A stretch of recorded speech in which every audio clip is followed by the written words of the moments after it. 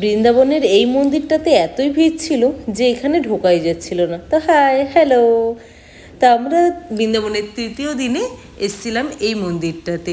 আর এই মন্দিরের সামনে এত ভিড় ছিল, আর এখানে মন্দির খোলার নিয়ম ছিল ওই 2:30 বাজে এরকম টাইমে। তো এইটা ঠিক 2:10-15 টাইম, এই টাইমটাতে। আর প্রচুর ভিড় ছিল, তো দর্শন করা হয়ে গেছিলো, দর্শনের রেকর্ডটা আর করিনি। তো ওখান থেকে বেরিয়ে চলে এসেছিলাম নিধিবনে।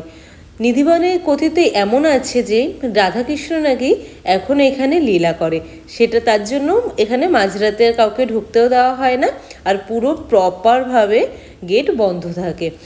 আর এমনই আমাদের কপাল ছিল সেদিন যে এদিনই আমরা প্রথম বেরিয়েছিলাম, আর বৃষ্টি ঝিরিঝিরি করে বৃষ্টি হতে হতে কখন যে নিম্নচাপ হয়ে গেছে সেটা ধরতেই পারিনি।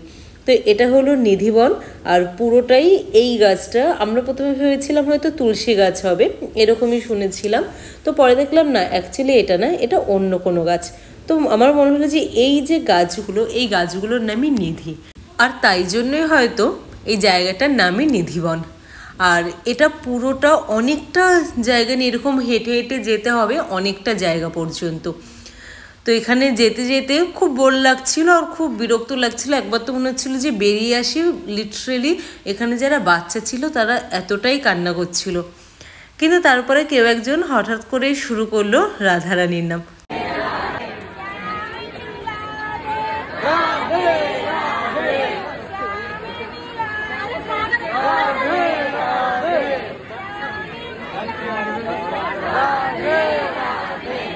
ব্যাস রাধারানীর জপ করতে করতে কখন যে পৌঁছে গেলাম সেটা বুঝতেই পারিনি।